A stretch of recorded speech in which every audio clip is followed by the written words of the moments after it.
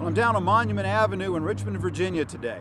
This street is lined with monuments to Civil War heroes like Robert E. Lee and Jeb Stuart, as well as this man behind me who may not be quite as familiar to you. His name is Matthew Fontaine Maury. Maury is also known as the Pathfinder of the Seas because he had read in the Word of God that there were paths in the seas, and he was intrigued and went out and found out that there were currents in the ocean, and in mapping those greatly facilitated sea travel.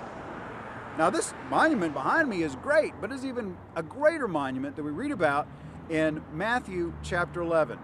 Here we see John the Baptist, who's been imprisoned and will soon be beheaded. And he sends word by his followers to Jesus asking, "Are you the one? Are you the Messiah? Are you the one that I was supposed to preach about?"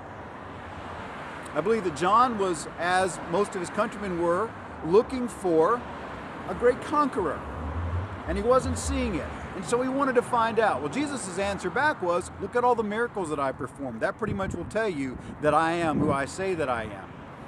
Now, you know, at that point, Jesus could have gotten honked at John. He's his cousin. He's seen him in person. He baptized him. And yet, here he is asking questions. But yet, Jesus says, hey, John the Baptist is the greatest man that's ever been born of woman. Of course, he also says, the greatest man is less than the lowest in my kingdom, which kind of sets everything on a different pattern.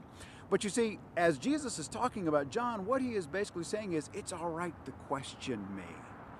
The later part of this chapter, we see those who've seen Jesus' miracles performed again and again and again. And even after having the proof of who Jesus is, they've rejected him.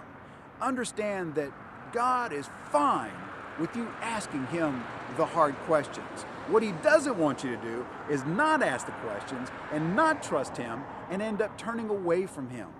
So let me encourage you, when the tough things come in your life, when you have a family member who passes away, when something horrible happens to somebody in violence or a car accident, when there's a sickness that comes into your life that derails you and you feel like you're never going to get through it, when you lose a job or you don't make it into the school that you wanted to make it into, or whatever the trial or situation is in your life, go to God and ask him why, because he wants to give you the answers. Don't allow Satan to keep you from asking and then leading you away from God. Don't ever let that happen. Come to him with all of your questions, and I promise you, he will be there to talk to you and to give you comfort and lead you to the truth.